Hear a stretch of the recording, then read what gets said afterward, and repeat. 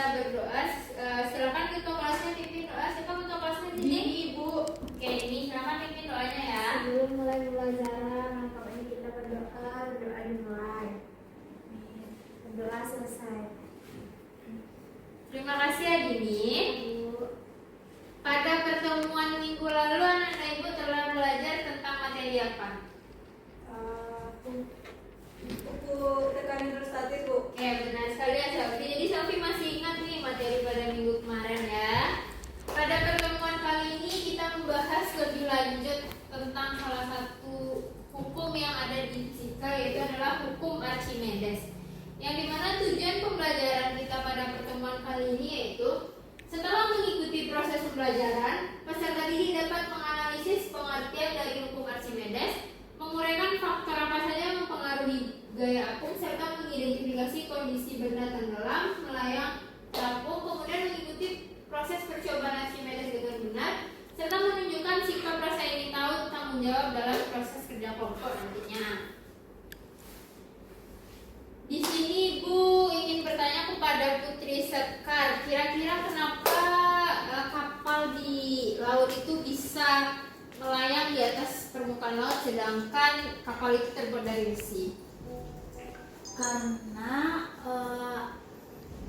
masa jenisnya, Bu, sejenis air, Bu. Oke, benar sekali ya. Selanjutnya kepada Sarah, kira-kira kenapa bisa menyelam itu melayang di dalam permukaan laut? Karena massa dari tubuhnya tuh, Bu, sama dengan massa airnya, Bu. Jadi sebanding Ya, ya. sebanding, Bu. Sedang kalau untuk Anggi, kira-kira kenapa bisa batu itu tenggelam sedangkan dia berat? Karena masa jenisnya itu berat, Bu. Jadi dia masih ke dalam. Oke, benar sekali. Jadi dapat dikatakan semua itu tergantung bagaimana masa jenis bendanya ya. Sebelum melakukan praktikum, itu akan menjelaskan terlebih dahulu yaitu pengertian dari hukum Archimedes. Yang dimana hukum Archimedes ini berbunyi, suatu benda yang dicelupkan sebagian atau seluruhnya ke dalam zat cair akan mengalami gaya ke atas yang sama dengan besar zat cair yang dipindahkannya. Yang dimana rumus hukum Archimedes ini yaitu F sama dengan Rho dikali G dikali V, yang dimana F merupakan gaya tekanan, sedangkan itu merupakan massa jenis, G yaitu gravitasi, dan V itu merupakan volume. Oke, selanjutnya kita melakukan sebuah eksperimen membuktikan apakah hukum Archimedes ini benar sesuai teorinya ya. Silakan Selvi dilakukan praktikumnya. Ini dibaca dulu ya. Dia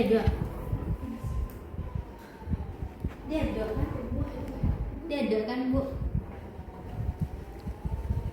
Ini muni. Ya. Tuh, yang itu ya. Banyak garam.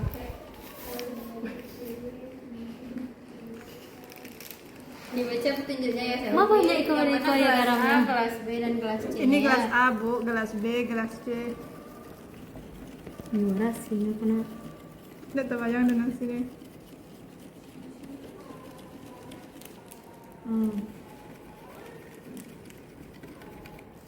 Oke, kalau sudah larut, cobakan Harus ya. sampai larut, Bu. Ya. Gelas pertama tenggelam, Bu. Oke, isi di lembar kerjanya Gelas Selvi. yang air murni tenggelam, Bu. Bu, susah, Bu. Ini gelas kedua melayang, Bu. Oke, melayang ya posisinya. Kelas ketiga. Gelas, Bu. Panahnya nggak sih Bu, ya? gelas ketiga, Bu. Bu. Mengapung. Mengapung, Bu. Oke, benar. Dilanjutkan untuk mengisi lembar kerjanya ya. Tapi kalau udah dikumpulkan di depan Keluar ya. apa?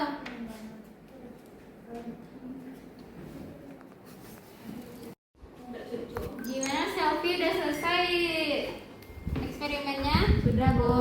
Oke, udah siap ya. Selanjutnya dijawab pertanyaan yang ingin ya, nanti dipresentasikan ke depan ya. Iya, Bu. Sendiri apa berdua, Bu? Boleh berdua? Berdua. Gimana Selvi? Udah Bu. Udah Bu. Silakan dipresentasikan ke depan ya.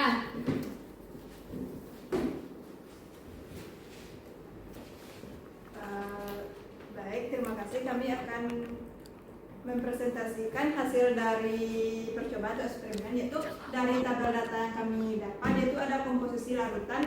Yang pertama itu tidak ada garam, yang kedua dengan 2 sendok garam, yang ketiga dengan 4 sendok garam dengan posisi telurnya, yaitu yang tidak ada garamnya, yaitu posisi telurnya tenggelam dengan waktunya 2 detik, dengan 2 sendok garam melayang dengan waktu 4 detik, dan dengan 4 sendok garam yaitu posisi telurnya itu terapung dengan 6 detik. Selanjutnya yaitu Sarah Ramadina. Bagaimana posisi telur di setiap gelas? Yang pertama itu tadi ada tenggelam, yang kedua ada melayang, dan yang ketiga ada mengapung. Jelaskan kondisi berikut berdasarkan percobaan. Kalau keadaan terapung terjadi jika massa dari bendanya itu lebih besar daripada massa si benda yang satu lagi. Kalau yang keadaan melayang itu dia sama besar. Kalau yang keadaan tenggelam itu massa si bendanya lebih kecil daripada massa benda yang satu lagi.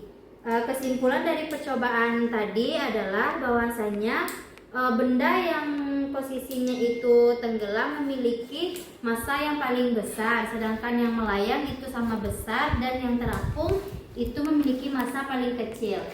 Sekian, terima kasih Bu. Oke, terima kasih ya Sarah Helvi. Silakan duduk kembali. Oke, berarti dapat dikatakan eksperimen Sarah dan Helvi tadi sudah berhasil ya, karena sesuai dengan prinsip kondisi pada hubungan kimia di sini. Yang pertama adalah kondisi melayang, yaitu ketika massa jenis zat cairnya itu lebih kecil daripada massa bendanya. Sedangkan posisi melayang itu adalah ketika massa zat cairnya itu sama dengan massa jenis bendanya. Dan untuk terapung itu massa jenis zat cairnya lebih besar daripada massa jenis bendanya.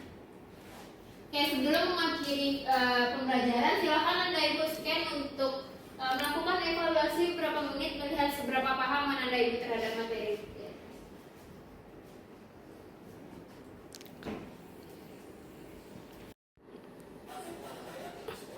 Ya, Bu.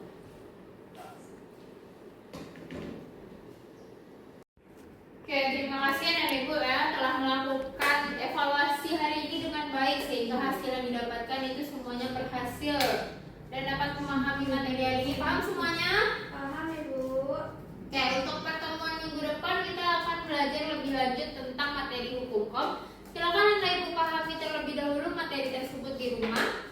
Dan untuk tugas kita pada materi ini silakan dikerjakan minggu depan, kita bahas dulu sebelum masuk ke materi selanjutnya ya. Ya, Bu. Mungkin sekian dari Ibu akhiri. Assalamualaikum warahmatullahi wabarakatuh. Waalaikumsalam.